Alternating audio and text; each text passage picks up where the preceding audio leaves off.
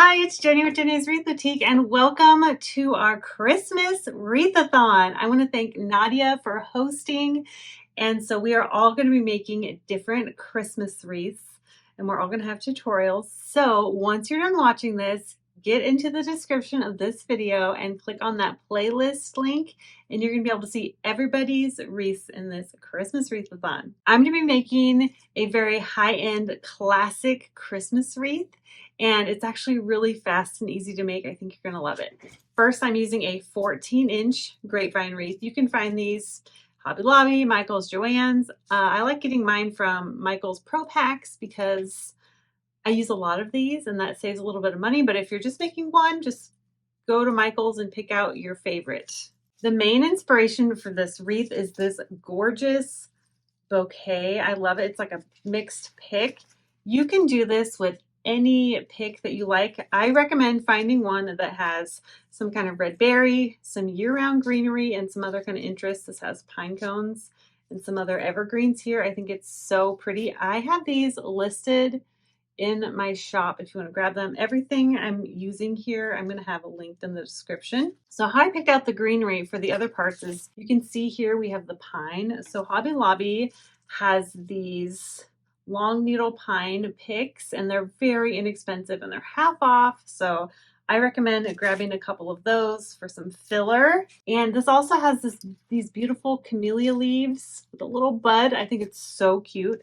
And I happen to have the most beautiful camellia leaves. So I'm going to use these as a filler as well. Kind of beef up our wreath. This also has magnolia leaves. You can add those to any kind of pine that you can find. I just have these little pine picks. Anything you can find. There's tons of it basically anywhere this time of year. So first, I'm going to start by adding a greenery base using these. Like I said, I will have these linked in the description. I get these from wholesale vendor, but I also have them in my shop. So I'm just cutting these first.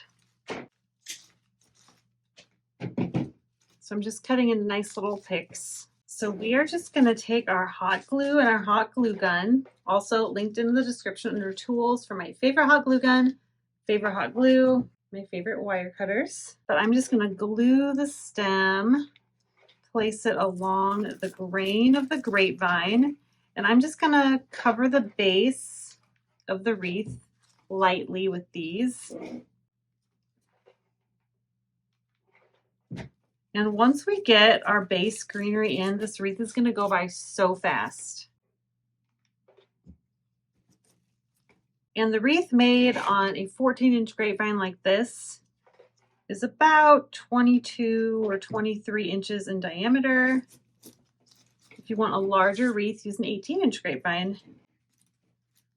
You'll just need more materials.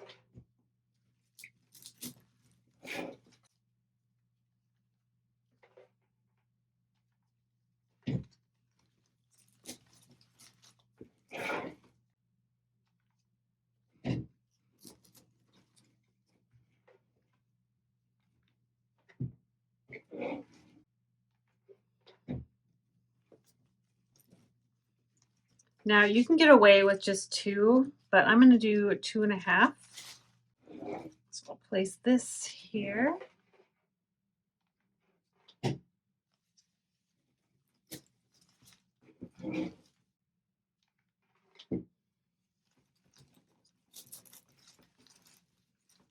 All right, so we have our nice greenery base start. Now we're going to fill it in with these beautiful long needle pine. This is something I use all the time. It's so versatile and it's such a great inexpensive filler. So I'm just going to chop these into different pieces.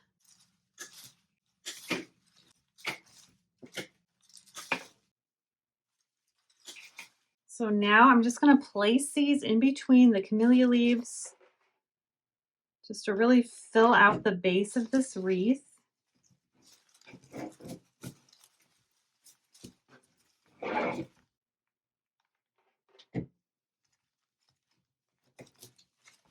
probably could have gotten away with just one of the picks.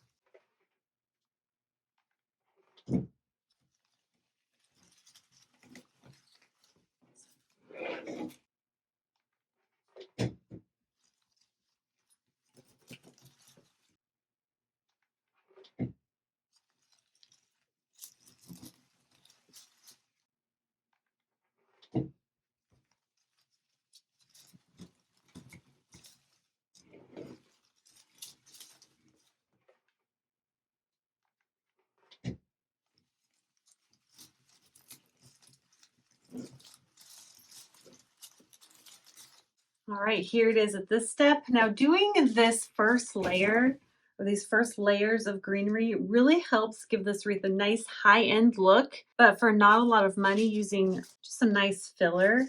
And then when we put this in, we're not going to have to do them as close together because we already have this filler on the bottom, and it's going to make the wreath look really high-end and full and just luxurious. So I have 5 of these. I always recommend odd numbers. You could do 3 and just add more filler in between, but I like 5. And I just love the variegated greenery and these shiny red berries or pods, whatever they are, and some pine cones. I just love it. I am going to chop off just a little bit of the bottom so the stem's not so long. Now when we start adding these in, the wreath is going to look so good, so fast. So we're going to put these in the middle. So you glue the stem all the way down. Place it along the grain of the grapevine so it gets lots of contact. And then kind of just fluff it out a little bit if you can. Fluff these magnolia leaves out. Looks so good. Now we're just going to layer on top of that down a little bit. And you want to angle it out just a tad.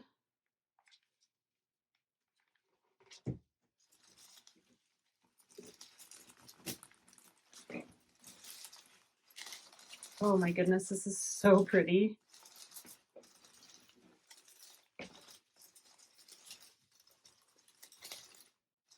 And we're kind of fluffing it out as we go.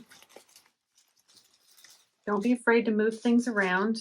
Put these little berries in there with the variegated leaves. They're so pretty. The quality of this is really good. You're going to have people asking, how long will your wreath stay fresh? Because everything looks so real, but it's going to last forever. So we just really want to make sure these are spaced pretty evenly.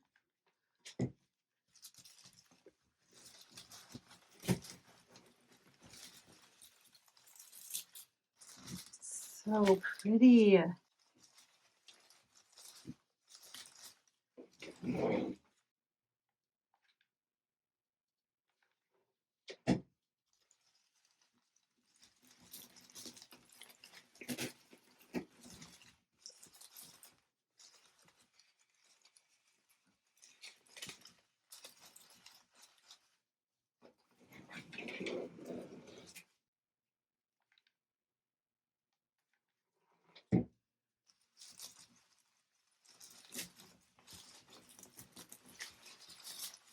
Look how gorgeous this is already. How beautiful. And it was so fast.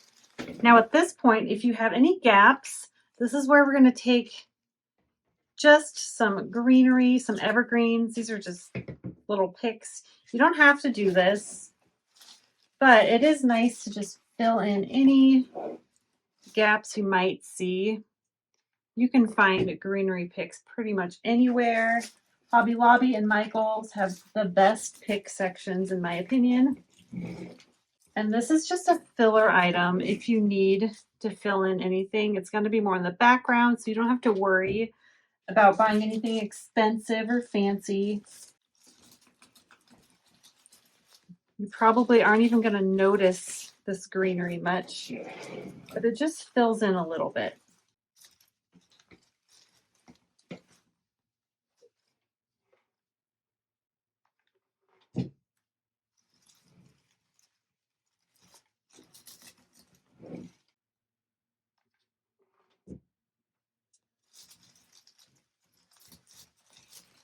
And I'm mainly just putting these on the outside, right in between our 2 picks, because there's a little bit of a gap right there.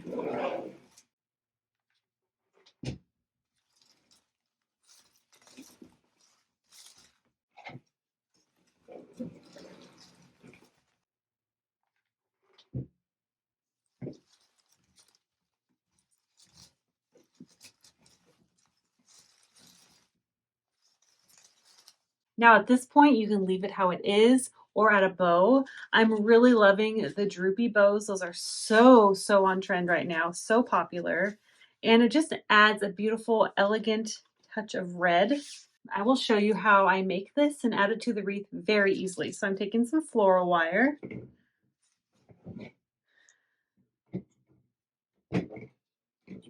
And then this is just some red ribbon. It's a 1-inch red ribbon from Hobby Lobby. It's velvet ribbon. And I'm just making a very simple bow.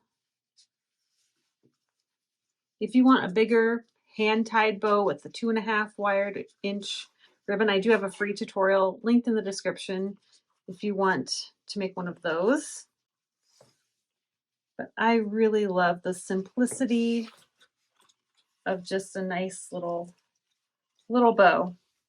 But do whatever is your style.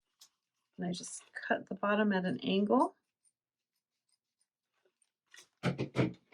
So before I tighten the bow, I'm going to add in my wire to the back.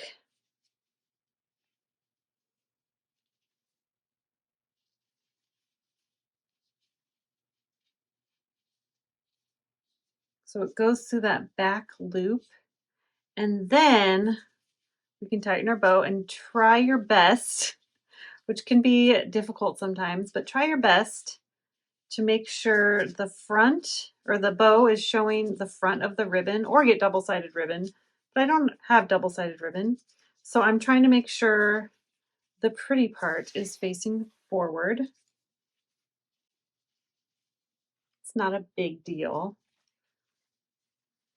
Okay, then I'm twisting the wire on the back, and then I'm going to take any trash stem I have. It's free, it's easy.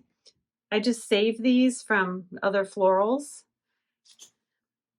And you make a nice little pick, and then you wrap your wire around the pick. And this is going to make the bow go on the wreath so easily. I used to tie these to the wreaths, and it was such a pain. So this has saved me a lot of headaches. So I wanted to pass that on to you. So you just find out where it hangs best. I think right here is great. And then you find a spot where it's going to go. And then you add your glue to the pick. Really make sure you hold those ribbon tails back though, because you do not want to get glue on your bow, because then you'll have to make a new one. And then you just place this into the wreath.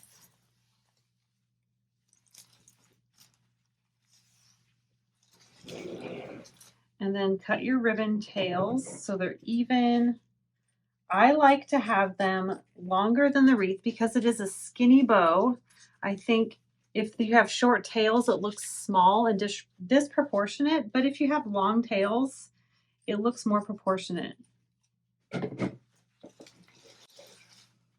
All right, and here we have it. What an elegant, high-end Christmas wreath that we made in about 15 minutes. So let me know what you think of this wreath. And once again, thank you to Nadia for hosting this Christmas wreathathon. Don't forget to hit that playlist linked in the description so you can watch everybody's wreath tutorials. All right, thank you so much for watching, and I'll see you in the next video. Bye.